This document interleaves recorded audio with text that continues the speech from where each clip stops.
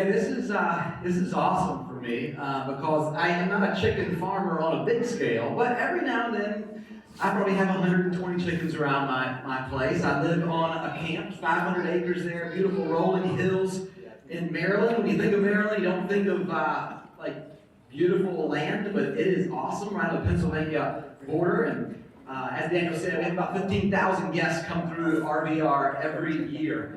And I want to talk today about some of the foundational things. But first, I will introduce myself a little bit more. I grew up in South Carolina. I grew up with some homesteaders as parents. And I mean like hardcore homesteaders. I tell people that I didn't know you could have a shower in your house till I was like 17 years old. We bathed in a horse trough and made me who I am today. I hate taking baths. But yeah, my dad found that old horse trough in the field, and he brought it inside, dug a hole in the bathroom, sunk it down in there, ran water to it, and that's what we did. And we shared bath water. What is that? It's disgusting. I mean, like, oh, I'm done now. We have 5 kids in the family, 2 parents, and I mean, I'm telling you, it was disgusting. I wasn't clean for probably 17 years of my life. But that's kind of how I grew up. You know, chickens. We had a ton of cows.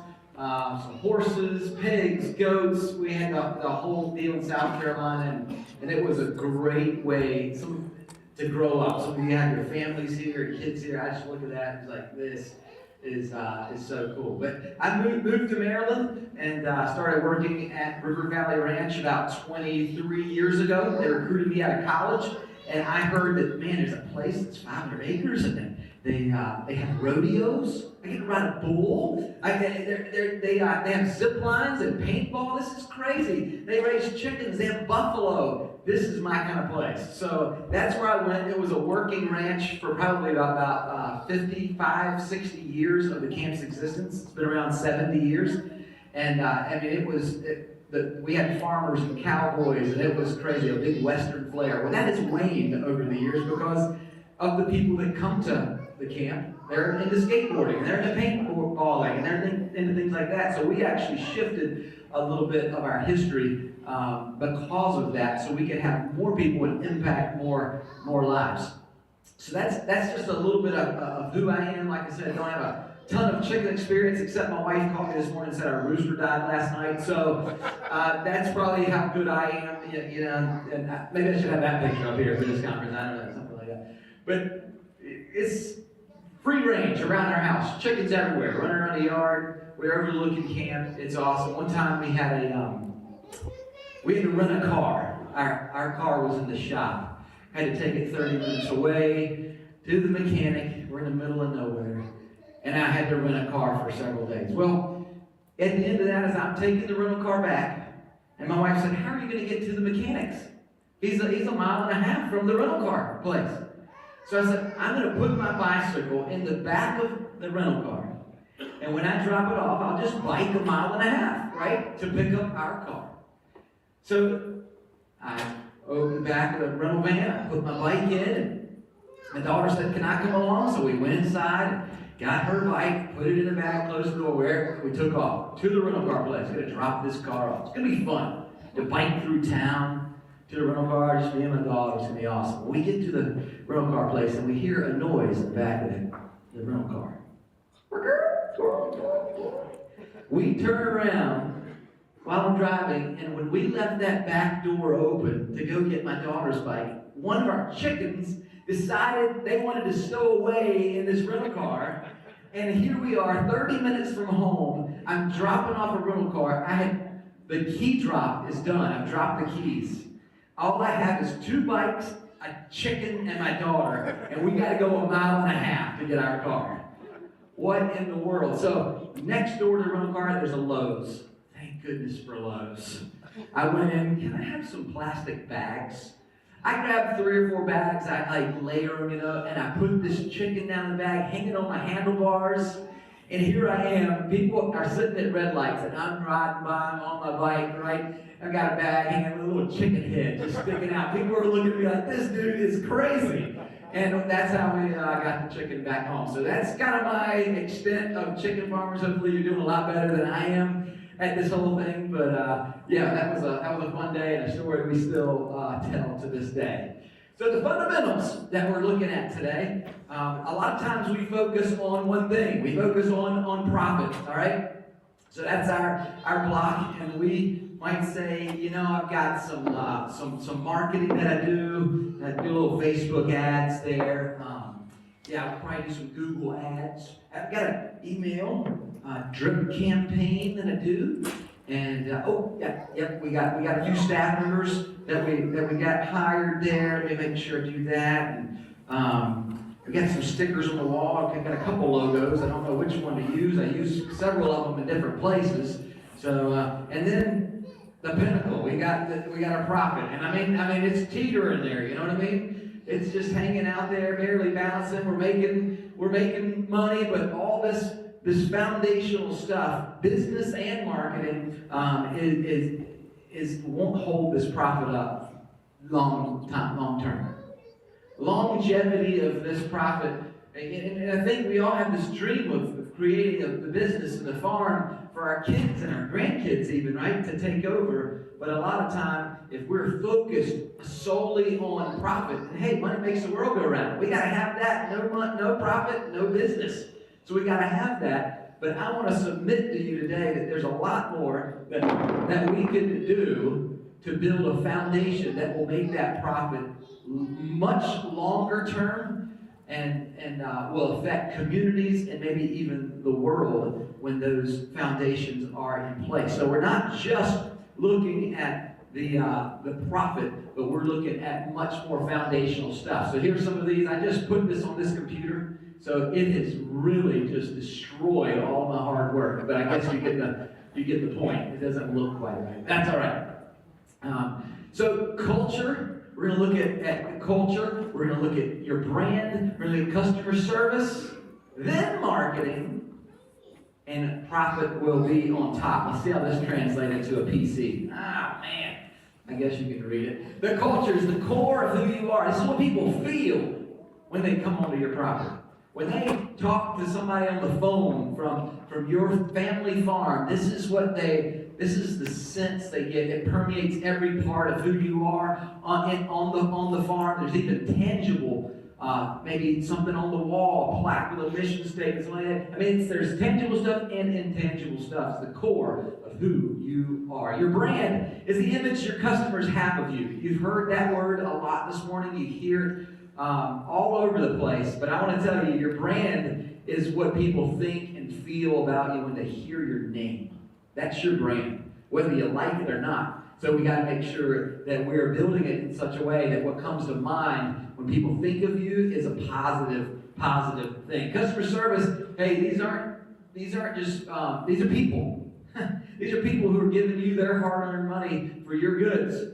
All right, so we want to treat them right. It's a foundational piece that your profit can rest upon. And then marketing, of course, it's not just ads, it's not just print ads, radio ads. Got my marketing done, got email drip campaign going on. No, this is you connecting people with what they need. That's what you've got. They need what you have, and this is the art of connecting people with that. And of course, profit is the icing on the top, the fruit of your labor and assurance of continued business. And we're going to look at each one of these. Culture is the first thing I want to take a look at here. And so important. Culture is the core of who you are. And it's everywhere in your business, tangible, intangible ways. And it's something that you really, really want to focus on. My son's 21 years old. He's an electrician. And how in the world does a 21-year-old come home every day and say, I love what I do. I'm in the trades. This is awesome. I can work there for the rest of my life. I'll tell you why. It's the culture of the business he works for. Because he says, I'm on job sites all the time. He says, I'll be talking to a plumber and their helper, they leave the room and the plumber starts bad-mouthing his helper. This guy doesn't know what he's doing. He doesn't have the pipes between that. His glue jobs are terrible. I don't know what he's... But Cody, my son, says, at our job, no one talks bad about their helper, the people that they work with. He says, nobody. You'll never hear it. He said, if I get stuck on a job, I don't know what I'm doing, I can call anybody in the company. Anybody in the company, from the boss down to the guy who just started yesterday, and they will help walk through, or they'll get in their van, leave their job, and come help me. This is a culture that this boss has permeated his business. Every Thursday, they come to work, and the boss has got breakfast there for them. Sometimes he makes it himself. This is just a caring family feel where a 21-year-old can get his own van and has some ownership and skin in the game. This is a culture that this guy has created. And what it is doing, it's making a 16-year-old graduated early high school and says, I want to be there for the next 25, 30 years. That's what we all want, right? And it's the culture that this guy has created that is that started that. So I want to look at 3 pieces, foundational pieces of your culture. That's mission, your values, and your team. We're going to kind of build that this culture foundation here that things can ride on, because this is so foundational. If you have a mission statement, great.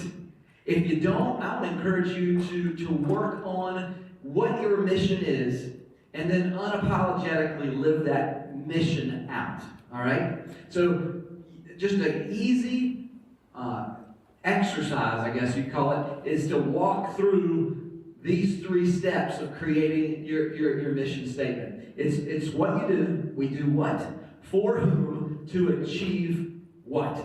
All right? And this is not just you sitting in a room coming up with this. Here's what we do. Okay, this is our mission. This is well thought out. This is weeks and months of talking and surveying and getting your team together and thinking this out, thinking this through. And at our camp, River Valley Ranch, what we've done is that River Valley Ranch exists to create a wholesome environment. That's it. You walk onto our camp, and it is different. It feels different. You're at a place.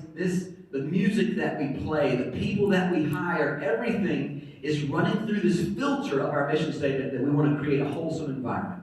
All right? So I don't know what that is for your farm. You might say, how does camp translate to farm and stuff? Well, these principles are for any business. These foundational principles for any business, whether you have 1 staff member or 100, these will help you out. This mission. Do what? That's your mission. For whom?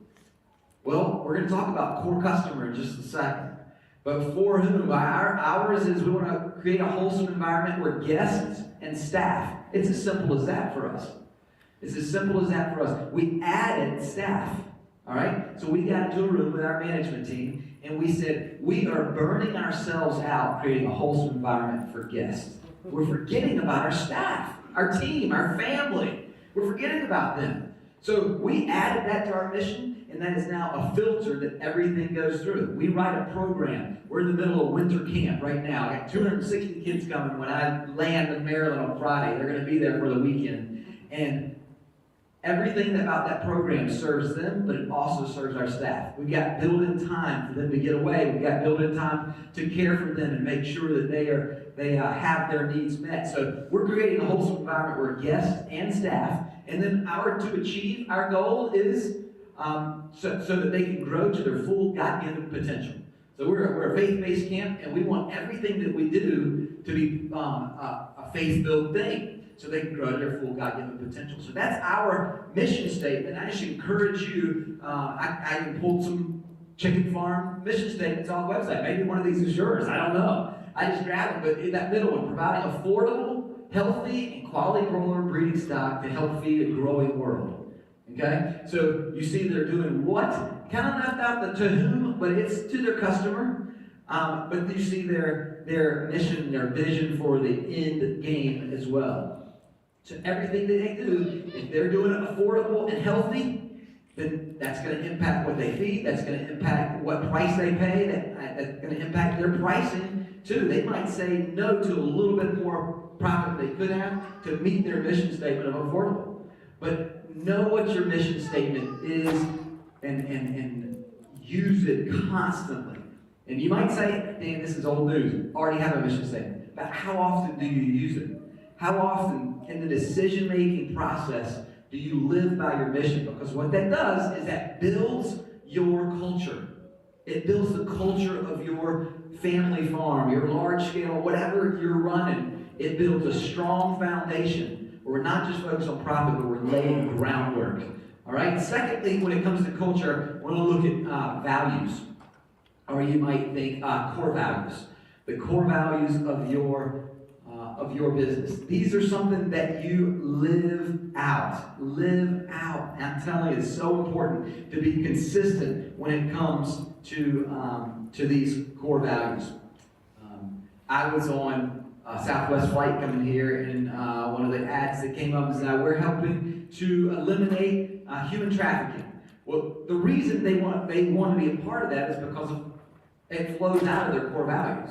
All right, it flows out of their core values. So, what flows out of your farm? What comes out of your farm is what you believe and what you're going to stand on. So I encourage you to really set 3 to 5 core values that you are going to live by. And again, this is you in a room with a team to say, all right, here's going to be our core values. That's not how you do it. You do some surveys. You talk to people. You ask them, when you come to our farm, what do you feel? What do you sense? What do you see around you? This is what we did to parents, right, of camp. We said, what are you noticing? Why do you even come to camp? And when we survey 20 people, we might have 20 answers. And then we survey our staff. Hey, what is it about this place? What do you see lived out? And we find the ones that are consistent across the board. It's like, man, we're already living these things out, but we haven't really highlighted these and haven't put a spotlight on these core values. It could be as simple as this exercise here. I think I uploaded this to this. I have 3 documents on that Hoova app for this session, by the way. So I think this is one of them, and you can add your own core values up there, but you might say, man, we are family oriented. You know how we're always talking about feeding the underprivileged and how we give some of our eggs or some of our chickens to the local food pantry. You know, we were doing that because it's in us, but let's put that on paper. Let's put it on our website. Let's build our culture that way. And you pick 3 to 5. So if you did this exercise, then you would give this sheet to every employee that you have. If they're your kids, give it to them and say, what do we value here? And see what's consistent. If you've got 5 employees and everybody puts different things, then you gotta start getting this thing consistent. You gotta do 3 to 5 core values, because you've got this guy living this set of values, this guy thinks we're all about this employee thinks we're about this. You gotta come together and say, these are the 3 to 5 that we are living out. So you write down your top 10, and then you start voting with your staff. You get it down to your top 3 or 5. What we did at River Valley Ranch is on our website. We're rooted in faith. Everything that we do flows out of that. And get the sweet floors. So you can even phrase it in a catchy, something that sticks, right? Get the sweet floors. That's service. That's service. Our boss, I've seen him on his hands and knees, our director, washing floors, scrubbing floors. From him down to the person who just came on staff, get the sweet floors is one of our core values. Always better. Always better. We don't settle. I was touring the camp one time, and the bunks were a little rickety, and there was a leak you could see under the sink there, and that's okay to have those type of things. But the guy was giving us a tour, and he said, you know what, it's just camp. And we said, we do not want to ever say that. Yeah, we have leaky pipes, we have some bunks, but when we get it in the budget to fix those things, we do. We want to always be better. When we're writing a program, we survey people. What do we do good? What do we do bad? How can we make it better? Always better. We're always thinking about that. And a culture of care. We care for our community. We care for our co-laborers. We care for the nature around us. We've got 4 things that we care for. Now, when we're in a staff meeting, all these things permeate everything we do. So we'll have a time where it's like, all right, this is the time of the meeting, where, all right, culture of care shout-outs. Our core values shout-outs. Where have you seen these things lived out these last 2 weeks? Do a staff meeting every 2 weeks? Or have you seen them lived out? Well, hey, I want to just say thanks to you guys. You saw I needed this and you got it for me. Or, hey, I want to shout out so-and-so for Find a Way. I mean, they could have stopped exactly what they were doing because there was an obstacle, but they actually fought their way through that obstacle to get the job done. I want to shout out them for Find a Way. So this isn't weird at this time. This is years and years of doing this. So it is consistent. When you say it's time for core value shout-outs, nobody says, what's that?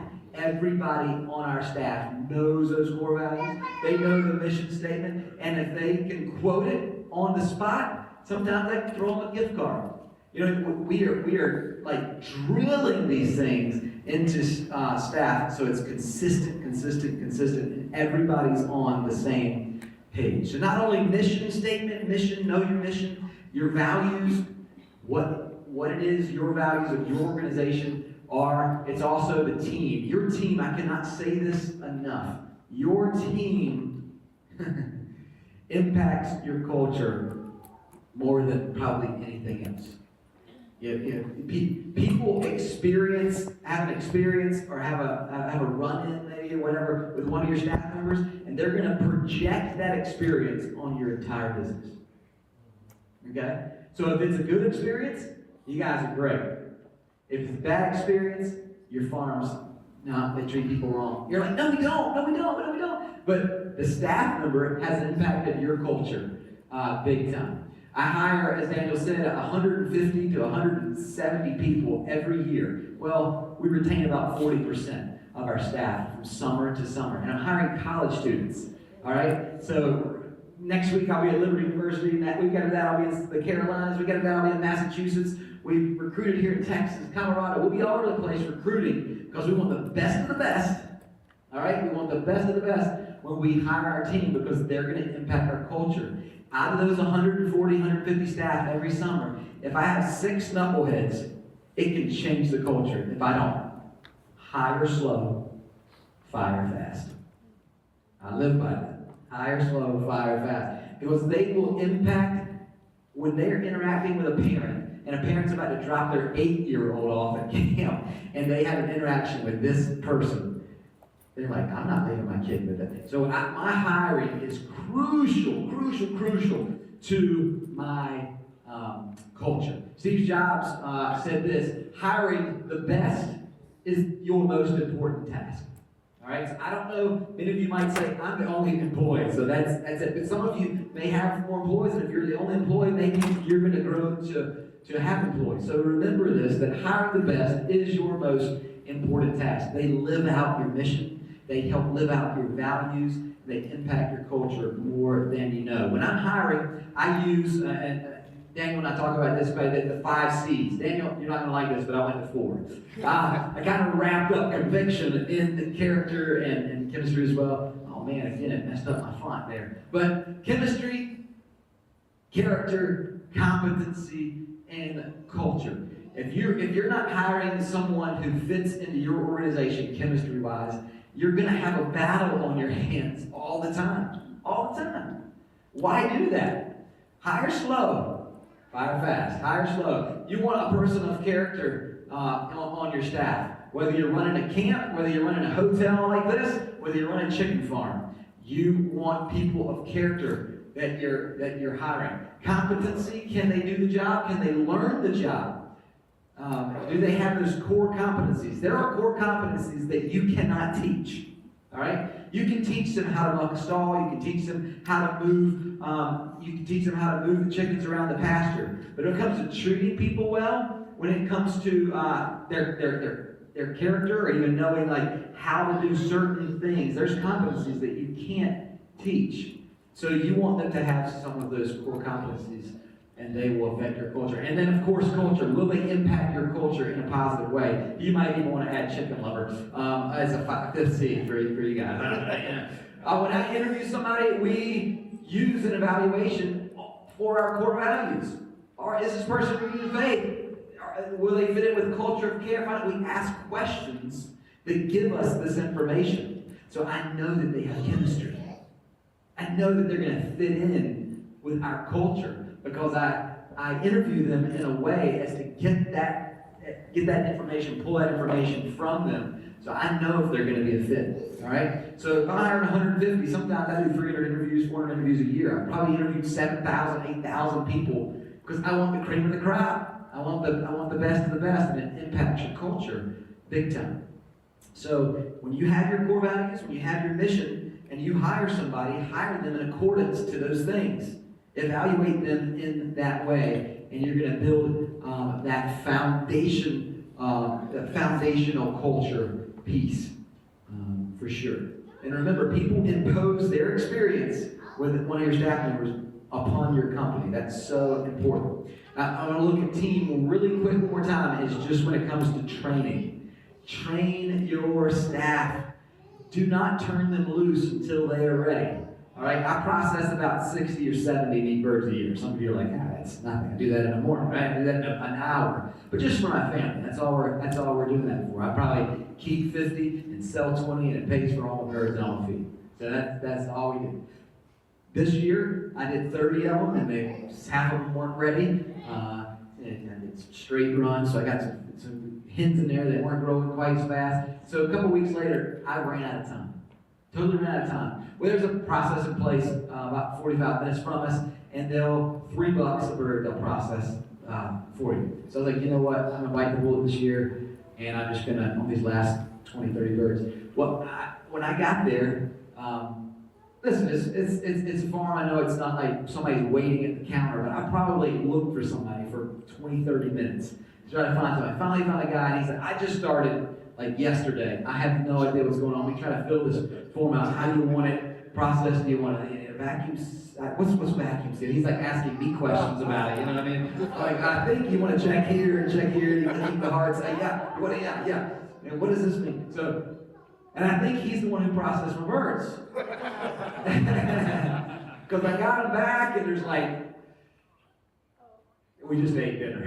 We just ate lunch. Sorry, I'm not going to go there. But basically, I had to clean these birds out again. And there's lungs left in them, and there's vents left kind of in the bird and everything. I mean, and this, I called the place. I said, listen, I'm not a complainer, but I spent like an hour trying to clean these birds up. I brought them because I didn't have that time. And she's like, this guy just started. We hadn't trained him yet. And, well, what's he doing processing my chickens? So training your staff is so important. Train them in your core values. Train them in your mission, your vision, and especially even how to do the job. And don't turn them loose until they know that. It's so important because it's building into your culture. When I think of that place, I don't know if I want to take the chickens there again. Listen, 9 times out of 10, it's going to be a great job. But that one bad experience, I'm projecting now on that business. And so you begin to train and also what we call the artifact phase. So once these things are starting to be lived out in your culture, you start posting them places. If you walk into our meeting hall, you see the mission statement right there on the wall. You know, you see our core values listed on all over the campus. We have shirts with it on there. We have it on the walls on our website. It's everywhere because it's permeating consistently who we are and what we do, right? So we're moving on to your brand. That was the culture, laying that base foundation. And now we want to look at our brand. Remember, it is what people feel, what people think when they hear your name. That is your brand, the image that they have of you. And it's so closely related to your culture, right? Because if your brand is, boom, what people think of, there's mission, core values, and teams that actually impact your brand. Your brand flows out of those things, all right? I'm going to throw that definition up there one more time. She already said this, but what they feel when they hear your name, and it's not your logo. All right? Your brand is not your logo. I know that sometimes people hear, oh, I got my brand. I got my brand on my hat, got my brand on my shirt. Well, that's part of your brand. That's part of your brand. You want it clean, but there's a creative side and a culture side of your brand, from logo, visuals, and even language. And I want to say this, I'm going to say this in the marketing section of this session as well, when I talk about marketing, but consistency. Our camp's been around 70 years. It's probably had some rebrands We've had new logos. There was a time where I would go on our website and I would say like, oh, why do we have that logo still on that? Or we were using like 3 different logos, like our old logo from the 80s or something. What in the world? And we had to get consistent with those logos. I like these hats that these guys have on down here, you know what I mean? When I look at that, I'm not just saying cool logo, it makes me feel something, it makes me think something. You guys, it's clean, it's neat, it's simple. You guys are like fresh. You know, it's not old school, it's a little more modern. So I'm thinking that when I see your logo on your hat. But is that consistent with the experience that people get too throughout your business? Is it consistent with a consistent part of your brand? If that's what people, even when they buy your chickens and is there a sticker on it that says packaged with love from your company? Is it modern, catchy? Does it say that through and through? You want consistency with your brand and we do brand guidelines. So if someone wants to use our logo and print our logo, they can go on our website, rivervalleyranch.com. You can do it right now. You go to the media page, and we say, if you're going to use our logo, it has to be these colors, and you can't print it red, you can't print it, anything like that. You can't take away from it. You can't remove the RVR from the arrow and the tree. Listen, I'm getting granular. You're like, this is crazy. Everything at our camp goes through our marketing department because we want our brand to be consistent. People think about us, they don't want to say, which camp is that? Is that the camp with this logo? Or is that the same one as this? And then we create more questions when we're not consistent. So you want to really be consistent with that. Even our typeface, we use a certain Montserrat font. That's it. That's what we use. So it is synonymous with RVR when you see these things. So your logo is part of your brand, and it's very important to be consistent with those visuals, with your ads and things like that, right with the same voice. Now, how do you know what that is? Your mission and values. If you've laid that foundation, then the brand flows out of that. Does that make sense? You're going to talk like that. You're going to talk with the person who knows their mission and their values. Your ads are going to pour out of that as well. Your values are at your modern, clean look, something like that. And your ads are going to say that. That's one of your core values. And then language is another thing. The way that we talk. Each one of us has probably asked this in the last day, like, hey, what do you do? And if you ask that to someone who's got multiple employees, a lot of times you'll get 5 employees, 5 different answers. And I guess we've already talked about elevator pitch. So I don't want to duplicate that, but it's very important that people in your company, even if it's your family, that you talk the same thing. You talk the same talk. All right? So a way to write an elevator speech. Did they go over this already? How to write an elevator speech? Okay, so you want to point out and identify the customer's problem when you're talking. Somebody asks you, hey, what do you do? You're going to point out the problem first. And you know how hard it is to source local chicken or meat. Yeah, now you've got me hooked. And you want that part of your statement to be something that they agree with. You know how hard it is to raise children in today's world. Like if a mom's talking to me about what I do at camp, I've got it hooked now because she's like, yeah, I can't keep them off their phone. The influences are terrible. I can't even get them to let them watch TV. So I've already empathized with her in that statement because I know her problem. All right. So identify your customer's problem with your elevator speech. An elevator speech, right? It's quick. The whole idea is if you're in an elevator, you can say it in the amount of time you get to your floor. So that's what it is. And you have everybody in your company talking like this and about this with people. Secondly, you explain your plan to help them. All right. So again, it might be, hey, quality food's tough to find, or that might be the problem. Most chickens are raised with hormones and drugs.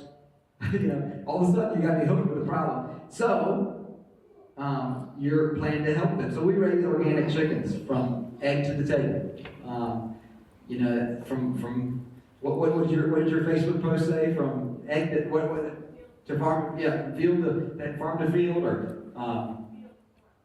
field to fork. That's right, field to fork. That might be middle part of that. You know how hard it is to have local raised or clean food? Well, from farm to fork, we raise chickens so that describe a successful ending to their story. Now, that's important because they're the hero in the story. I could do a whole session about that. You're not the hero. You are the Yoda. You're their guide, is what you are. You're there to help them meet their goals. All right. So it's their story. You're describing a successful ending. So you know how hard it is to find locally sourced organic chicken. All right. You know how it's hard to eat clean. Well, we raise organic chicken so that you can feed your family with confidence. Boom. It's like literally a sentence. But everybody's consistent in saying that. What do? You know how hard is it? We do this, so your story. And what does your core customer want? We're going to talk about it in a minute. You got to know that. It's going to help you even write this elevator speech. So you're speaking right to them. That's an elevator pitch and plays into this foundational brand in our pyramid as we're working toward our profit. All right? Customer service is the third piece of this, and I just implore you right now to know who your core customer is. All right? So important. It's like shooting an arrow at a target blindfolded. I mean, you kind of know where the target is. You kind of shooting your messages out there, but are they landing? Without knowing your core customer, it's kind of like what you're doing. We got to have a target and get laser focused. That's why this is called focus on the fundamentals. We want to get focused on our core customer. I wasn't able to put this document in there. It lets me upload 3 into this session. So if you want to take a picture of this, you're welcome to. This is an exercise that we use at camp to get our core customer. All right? So again, you're in a meeting with your staff. Maybe it's just you and your wife, you and your business partner, you and your wife and your kids, whoever it is. Hey guys, what I want you to do is I want you to, you know how at our farm stand, the little store there, that we have that the same people come back and get it again. Who are our 5 main customers? They tell people about us. They love us as a company. Who are those people? And have them write their names down. All right? So we did this at camp. And listen, I was a 5th staff member at RVR. Now we have 45 people on staff. So I've seen quite a bit of growth. You get 45 people in a room? No, we didn't do it that way. I think we got 20 of our core staff and started writing these in. And we probably came up with 20 names. Some of them were duplicates. So they always bring 3 kids to camp. They do this. So you know who these people are. If I went around table to table right now, you could probably say, yep, that's our person. Well, what is it about them? What is it about them? It's a characteristic about them that makes them like your ideal customer. What is that? Are looking for organic chicken? That's like the characteristic that keeps bringing them back. Or you might say they are like people who are so network driven. They know everybody. That's why they're telling people. So my favorite characteristic is that they tell everybody about their farm. Whatever it is about this, have people fill these out separately, all right? Now come together, and you might have, I don't know how many names and how many characteristics, and again, you start whittling them down to what does our core customer want? What do they think? What do they need? We did this at camp, and out of those 20 or 30 names, not one of them was a guy. They were all women. So who's our core customer? Well, we know it's female. So when I write a radio ad, I'm not writing it to myself. I might run that radio ad by 3 or 4 ladies that work at our camp and say, what do you think of this? Because I'm not the core customer. They are. We use this language that we're comfortable with. But you might be using farm lingo that your core customer doesn't know anything about. And you are serving them. They are the ones that are paying you for your products, right? So you got to know your core customer because this is huge foundation, right? To know who you're serving before you can even have good customer service. Because you got to know who it is first. I put this document on there. This is something for our camp that I have filled out. I have every one of those. This sits on my desk. Our core customer's name is Jennifer, and she's 35 to 47 years old. And she has multiple kids. She's middle to upper class, and she has a network that she shares things with. That's who I'm writing to all the time. Some of her concerns, her goals, and her challenges. She's concerned about safety, probably number one. When she's talking to her friends, she's worried about her kids' safety and growing up. So when I'm writing ads, I'm going to say safety. I'm going to highlight safety. If I'm writing a radio ad and I go and record a radio ad, RiverValleyRanch.com. That's right. I put the radio voice on and I start talking. I talk about safety. Safety is number one at our camp. Because why? Because my core customer, that's what they need to hear.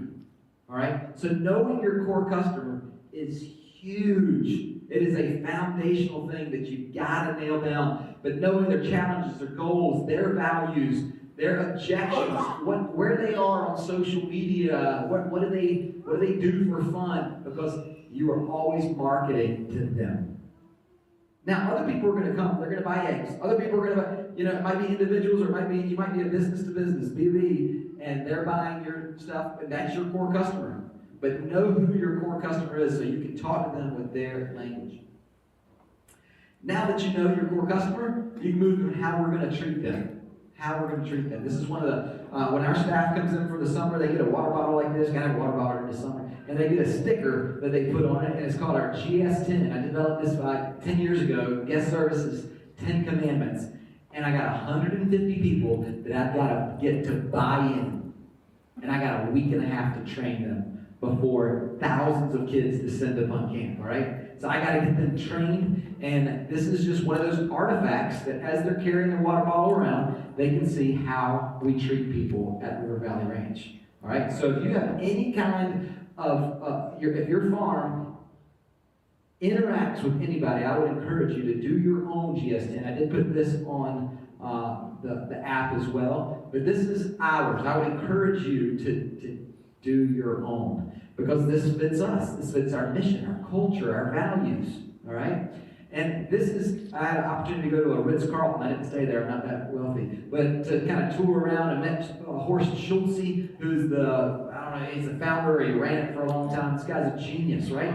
This is something that they do as well. He says inside of everybody's coat pocket, everybody who works there, they can pull it out, and on there is their mission statement, or their motto is what they call it. It's, ladies and gentlemen, serving ladies and gentlemen. That's so easy, Chris, isn't it? Ladies and gentlemen, serving ladies and gentlemen. And then they have 3 of these 10 commandments. God, I don't call it 10 commandments, but they have 3 things on how they treat you. So within 5 feet, smile and greet. COVID threw that off a little bit because of 6 feet.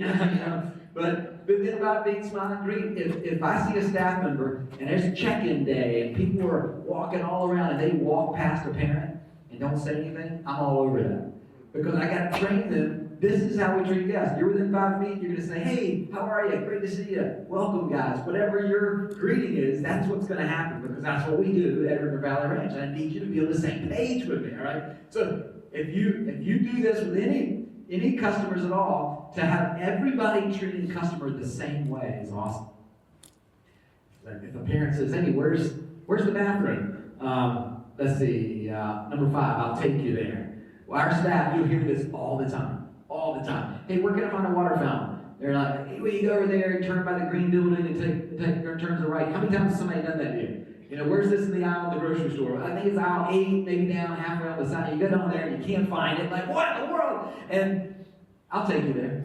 So now they have an opportunity to converse, talk with them, and take them to the water fountain. So glad you're here, and then they can leave. But we take them there. So these fit our core customers and what they need. It fits our mission, our vision, and I would encourage you to come up with, it doesn't have to be 10, come up with 3 to 5 even.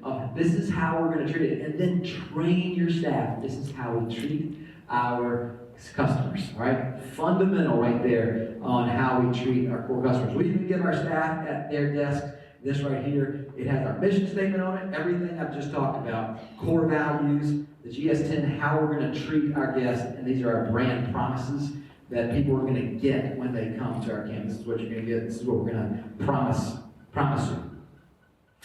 So these things work so much together. I know it's kind of hard to take it all in. I'm like trying to take a sip out of a fire hydrant right now. I'm giving you a lot, but these are fundamentals that if you can even just take 2 or 3 takeaways from those, you're going to build a strong foundation when you move to marketing, which is our next part of our foundation, the marketing. We're not even to profit yet, are we? But this is going to increase more, and it's going to be more long-term when you have these foundations. These pieces, foundational to be in place. And then you can move to marketing, the art of connecting your service to customers and potential customers. All right? The word sale is not even in there. It's connecting. That's what it is. They have a need, and you're connecting them with that need. And that is a strong part of this. They're seen not as just something to be used, somebody to be used for your end goal, but this is a person who maybe your core customer is a family or the mom. This is a person, and you're connecting them with what they need and market with that in mind. You got to market where people are. And as sad as this may be, these are the latest statistics. That average time spent on the screen is 7 hours. Average time spent on the phone alone is 3 hours, 43 minutes. And less than 12 minutes is the average time 15 to 44-year-old Americans spend reading every day. All right? So keep doing your magazine ads, but you gotta, people are looking at a screen. They're on the screens.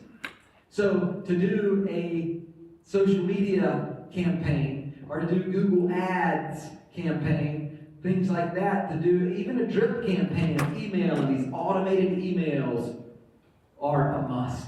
It just is. And I've been the director of marketing and hiring at River Valley Ranch for 20 years, and I am not a computer guy. I'm just not.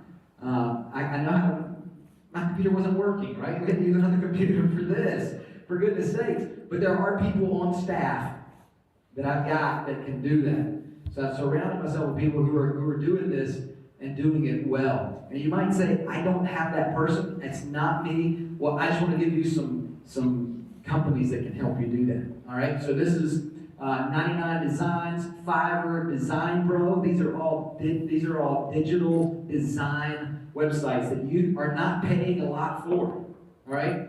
You can even have people bid on your job. Hey, I'm looking for a logo. I'm looking for an ad for a organic chicken farm. I'm looking for a graphic. And you might get 10 people that send the graphic to you. And you pick one and you pay that person for the graphic. All right? So now somebody else is doing that work, and there's all these websites that you can do that. Canva, anybody know Canva? Use Canva? All right? So Canva and CapCut. Anybody CapCut? CapCut's like Canva for video. It does video really well. Now this has nothing to do with chicken farm, but this is camp right here. This was made on CapCut. I had a camera, took some shots, and gave them to the guy who knows how to use CapCut. All right? But you probably can't hear the sound on this, but that's all right. So, my core customer eats this up. This might not be your core customer, but this is during training week, and it took me maybe 12 minutes to take all those pictures, and they inserted it into the CapCut template, and I got a video for social media marketing, just like that. So those are out there for you to use. I'm going to add 2 for a drip campaign. Send in Blue. If you look that up, it probably says Brevo. Brevo is a company that bought them out. And even MailChimp has automated emails. So if you want to do email marketing, I was talking to these guys over here who do email marketing campaigns. When you do automated emails, the work is up front, and that's it. All right? So I might write 15 emails, and then I build this journey, this email journey, right? So I'm collecting names. If I do a Facebook ad or a Google, I do what's called a lead form on there, right? So they can say, I want to know more about this camp. Or maybe you do an ad that says, hey, I'll send you this this post, or I'll send you this blog about the top 10 reasons why you should be eating organic, pasture-raised poultry, and somebody puts their name in there, and you send them a PDF that you wrote with top 10 reasons, right? But now you have their email. And now you can just drip these automated emails, just like a faucet dripping, that you wrote them all up front, but you can build the journey the way you want to build. All right? So that's it. I'd say this person gets email 1, 3 days later, if they haven't opened that, then resend it. If they have opened it, send them email 2. Then send an email 3 days later. So for the next 9 months, they're getting these emails from your farm with news about your farm, with ways to connect with your farm, and you're just dripping that, but you're not doing anything. You did all the work up front. And Brevo, or Sendinblue, that's what I use, or MailChimp, they're emailing, just dripping. And you're collecting names online in a lead form ad on Facebook, or something that you've promised to give them if they give you their information, right? So that's an idea. And just always have a clear CTA, everybody? No? Call to action. Call to action. On your ads, when you're marketing to somebody, always have a call to action. Don't just say something about you and leave it at that, or your farm, an opportunity. Give them a way to have a call to action. And a clear and present. This is so true that your call to action, if you give them lots of calls to action, you'll get less. If you have less calls to action, it actually can lead to more revenue. When your call to action and your marketing is clear. I go to recruit, like I said, I'll be at Liberty University next week. And we went recruiting one time. We had a giveaway at our booth. We had like a t-shirt you could win at our booth. We had a way to sign up for applications at our booth. And all of them were like QR codes. So like, take your phone out and scan this QR code for this. Oh, take a sticker with you too. Oh, this QR code. We're like, what are we doing? The people are confused. We're getting more questions. Let's offer one call to action. Scan this QR code, give your information, I'll send you what you need. I'll send you what you need.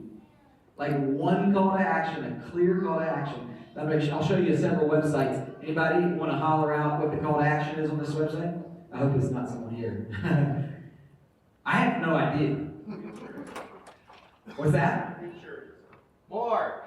Yeah, no more. Yeah, and insurance not know what to do, but what's the call to action? What can I do for that? This is the homepage. This is the homepage. There's another one. I love, okay, hey, we want to eat healthy paleo, but I'm not sure what I'm supposed to do. I can read about their missions, but above the fold on the homepage, but then I'll use Canva again as an example. What's the call to action? Sign up. Sign up for free. It's 2 places above the phone before you even have to scroll down. And when you scroll down, it's 3 more places to sign up. It's clear. It's one message. I want you to sign up. I want you to buy chicken now. Put chicken on your table right now. Whatever your call to action is,